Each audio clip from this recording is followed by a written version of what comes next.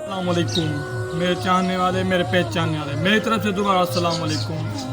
آج کی میری یہ ویڈیو آپ کو اتنا شیئر کرنی ہے، اتنی شیئر کرنی ہے تاکہ یہ میری ویڈیو ان اعلیٰ عہدیدار اور اعلیٰ اقدار تک پہنچے۔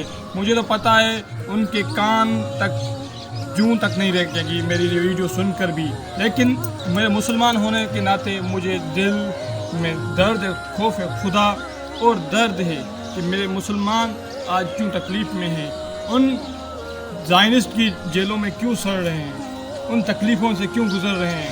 یہ میری آج کی ویڈیو ڈاکٹر عافیہ صدیقی محترمہ کے نام پر ہے، کیونکہ 2003 سے لے کر آج 2021 ختم ہونے کو ہے، قوم کی بیٹی ان زائنسٹ کے قبضے میں ہے، ان زائنسٹ کے زندانوں میں ہے۔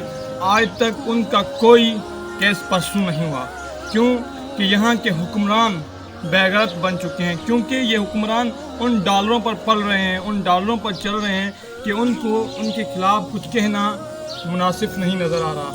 آج میں ڈاکٹر عافیہ صدیقی کو سلام کرتا ہوں کہ یہاں کے قوم کے جو مسلمان ہیں 10 دن کہیں جیل میں جکڑ جائیں تو ان کی جینا حرام ہو جاتا ہے۔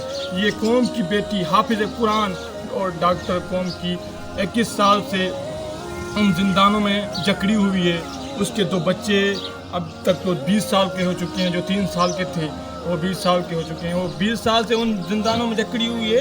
قوم، میں تو سوچتا ہوں اس قوم کو ڈوب مرنا چاہیے مسلمان کے ناطے۔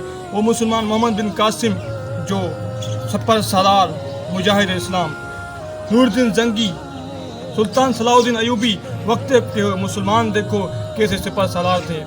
آج کے مسلمان جو ہیں، میں تو سوچتا ہوں رات کو مائیں فلم دیکھیں گی، صبح تو کنجری پیدا ہوگا نا۔